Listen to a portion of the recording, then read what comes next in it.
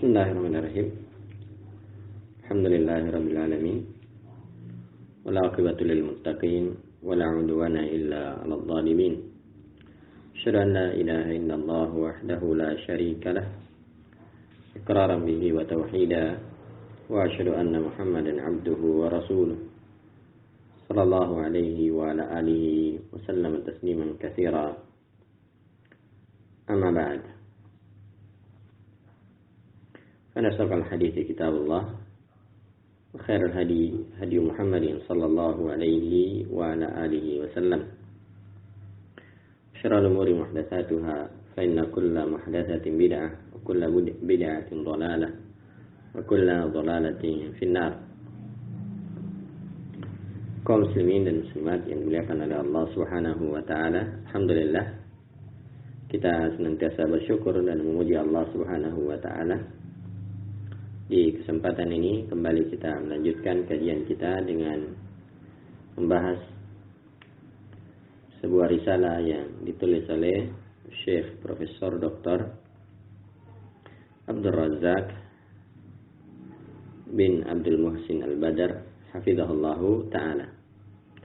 Risalah yang berjudul Biwasaya As-Salaf Lisyabab. Di antara nasihat atau wasiat ulama salaf kepada para pemuda.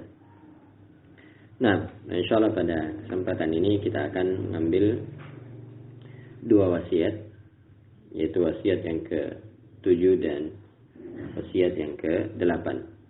Karena dua wasiat ini semuanya keduanya agak pendek. Nah, kata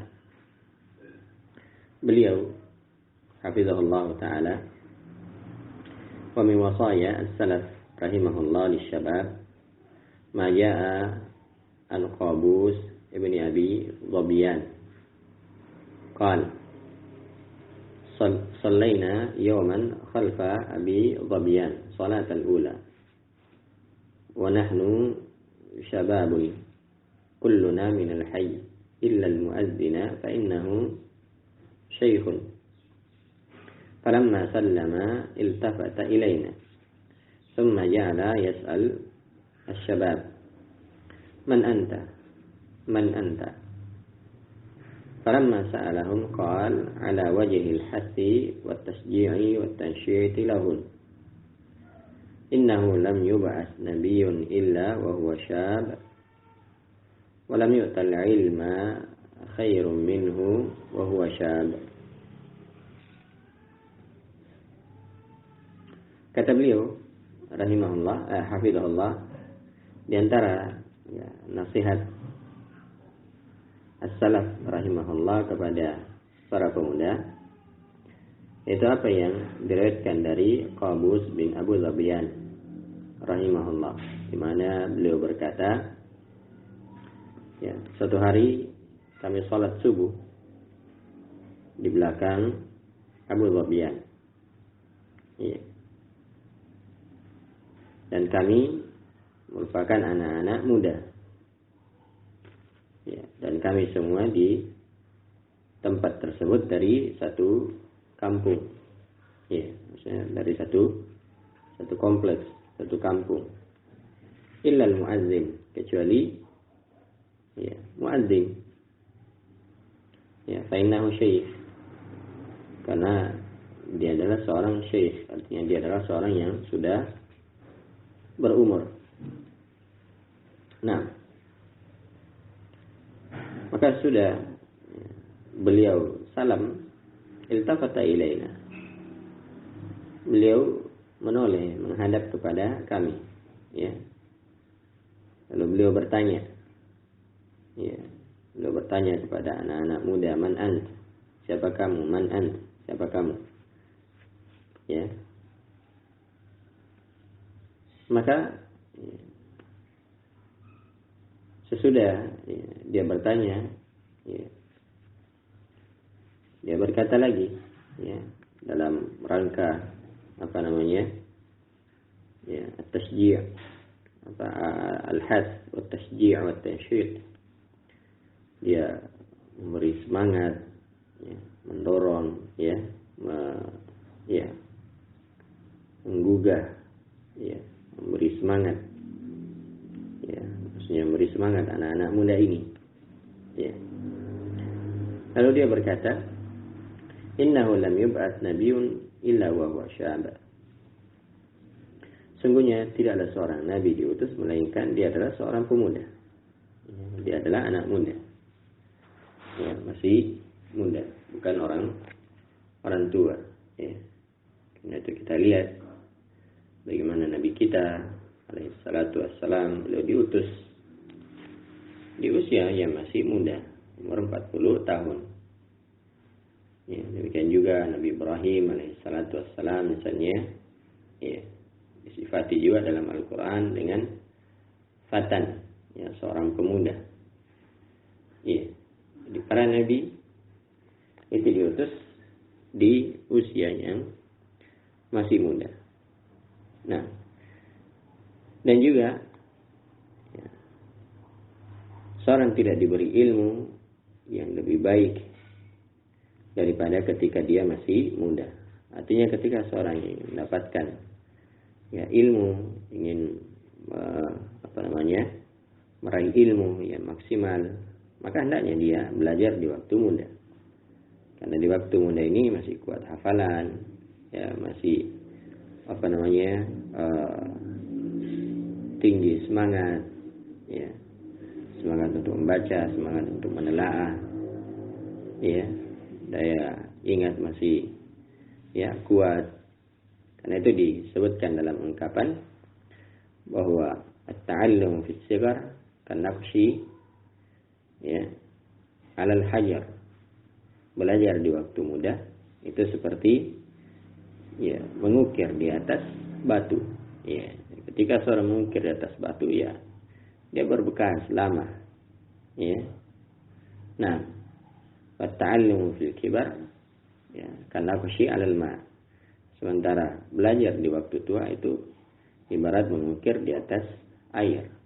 Artinya kalau seorang mengukir di atas air, ya, tidak bisa, ya, bertahan lama. Ya, orang yang belajar di waktu tua, ya, maka, ya, daya ingatnya itu tidak begitu kuat.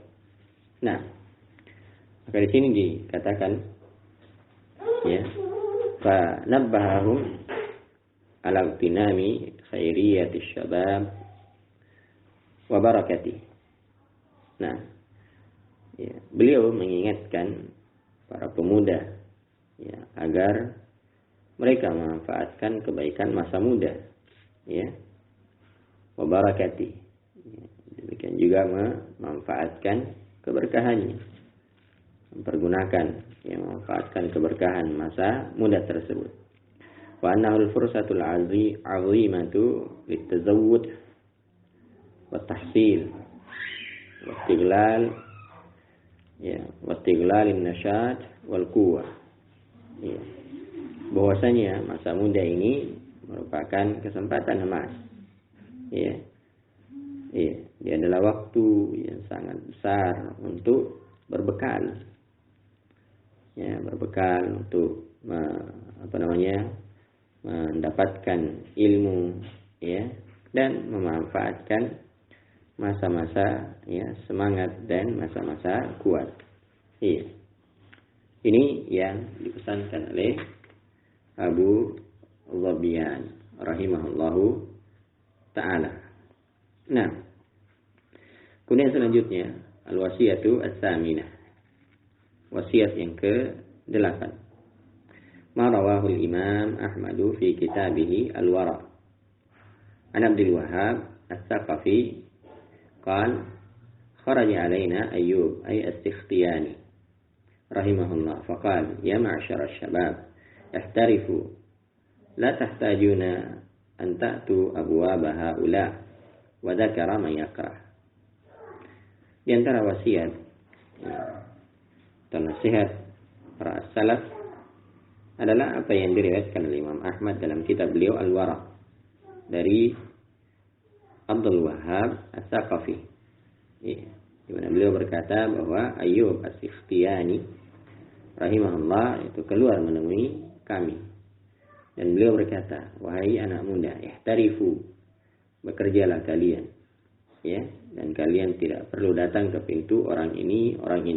Ya, dan beliau menyebutkan ya, siapa yang tidak disukainya. Nah, di sini ya, Ayyub As-Sikhtiyani rahimahullah memotivasi para pemuda untuk bekerja dan jangan mereka ya menjadi orang yang menganggur, ya, tidak memiliki pekerjaan sehingga menjadi beban orang lain. Karena yang namanya pengangguran itu menjadi beban orang lain, dan ini juga sebenarnya membuka pintu ya keburukan. Ya. Karena orang misalnya kalau dia tidak memiliki ya pekerjaan, dia tidak memiliki penghasilan, ya, sehingga itu bisa ya menimbulkan keburukan.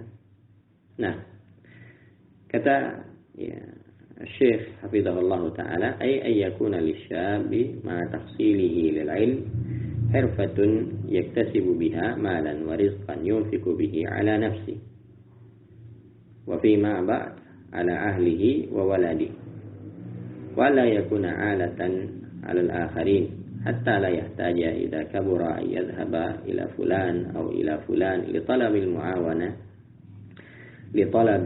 muawanati wal musa'adah wa barakur rizqi wa anfa'uh wa atyabuh ma kana min kasbil yad. Ya, maksudnya kata beliau bahwa seorang pemuda di samping dia berusaha untuk menuntut ilmu, dia belajar, ya, maka hendaknya dia juga memiliki pekerjaan yang dengan pekerjaan tersebut dia bisa memperoleh harta, ya, yang memperoleh rezeki untuk menafkahi ya kebutuhan dirinya, ya, dia bisa ya dapatkan ya uang misalnya, dia berpenghasilan, ya, kalau dia bisa mendapatkan rezeki untuk kebutuhannya, ya, kebutuhan dirinya, ya, demikian juga untuk memenuhi kebutuhan keluarganya, ya, dan orang-orang ya setelahnya dari anak-anaknya. Nah, sehingga dia tidak menjadi beban bagi orang lain, ya, dia tidak menjadi beban bagi ya orang lain. Nah, sehingga ya pada saat memasuki masa tua, artinya ketika nanti dia sudah tua, dia tidak perlu ya datangi fulan ya untuk meminta bantuan, ya, untuk meminta pertolongan. Nah, jangan dia datang ke orang untuk ya minta pinjaman misalnya, ya, dia datang ke tetangganya, dia datang ke keluarganya, sehingga ya dia menjadi beban bagi ya orang lain. Nah, dan beliau di sini ya Masya Allah ya beliau menutup ya nasihat yang ke-8 ini, ya, kata beliau hafizahullah, wa abrakur rizqi wa anfa'uhu wa atyabuhu ma kana min kasbil yad. Ya, kata beliau, dan rezeki yang paling berkah, ya, yang paling bermanfaat dan yang paling baik adalah apa yang ya didapatkan dari usaha sendiri, ya, dan didapatkan dari hasil tangan sendiri. Jadi ketika seorang bekerja, ya, dia keluar dari rumahnya, entah itu dengan cara berdagang, ya, atau dengan cara yang lainnya, selama ya itu adalah perkara yang dihalalkan, yang dibolehkan, ya, maka ya, tak kala dia mendapatkan hasil dari usahanya tersebut, hasil dari pekerjaannya tersebut, itulah rezeki yang paling baik, ya, itulah rezeki yang paling baik. Dan kita ya ketahui bahwasanya para nabi dan rasul mereka juga bekerja, ya, mereka juga berusaha, ya. Bahkan Nabi SAW mengingatkan terkait dengan Nabi Daud alaihissalam, ya. Nabi Daud ini seorang raja, ya, yang yang berkuasa, Tapi bersamaan dengan itu Nabi Daud alaihissalam juga bekerja, ya, mengambil beliau makan dari hasil usahanya sendiri. Ya, padahal sebenarnya dia mampu mengambil dari, ya, orang yang ada di sekitarnya. Tapi demikianlah, ya, seorang itu hendaknya dia berusaha bekerja untuk, ya, dirinya sendiri. Maka, ya, termasuk musibah yang kita lihat di masa ini, ya, di mana banyak pemuda yang memiliki postur tubuh yang besar, memiliki kekuatan, ya. Namun sangat disayangkan dia menjadi orang yang pemalas, ya.